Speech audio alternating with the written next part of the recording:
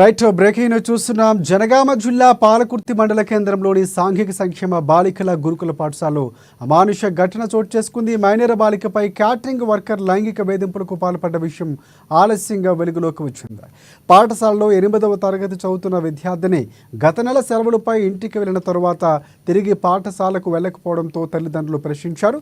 దీంతో పాఠశాలలో catering worker తనను లైంగికంగా వేధిస్తున్నట్లు బాలిక పేరెంట్స్కు వివరించింది. వెంటనే బాలిక తల్లిదండ్రులు పాలకుర్తి పోలీస్ స్టేషన్లో ఫిర్యాదు చేశారు.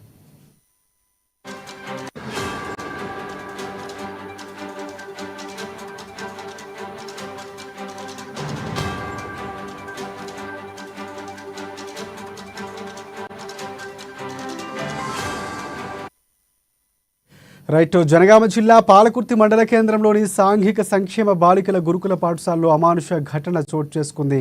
మైనర్ బాలికపై క్యాటరింగ్ వర్కర్ లైంగిక వేధింపులకు పాల్పడ్డ విషయం ఆలస్యంగా వెలుగులోకి వచ్చింది.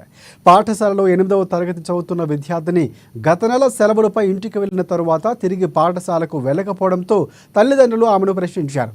దీంతో పాఠశాలలో క్యాటరింగ్ వర్కర్ తనను లైంగికంగా వేధిస్తున్నట్లు ఆ బాలిక పేరెంట్స్కు వివరించింది. వెంటనే బాలిక తల్లిదండ్రులు పాలకుర్తి పోలీస్ స్టేషన్లో ఫిర్యాదు చేశారు.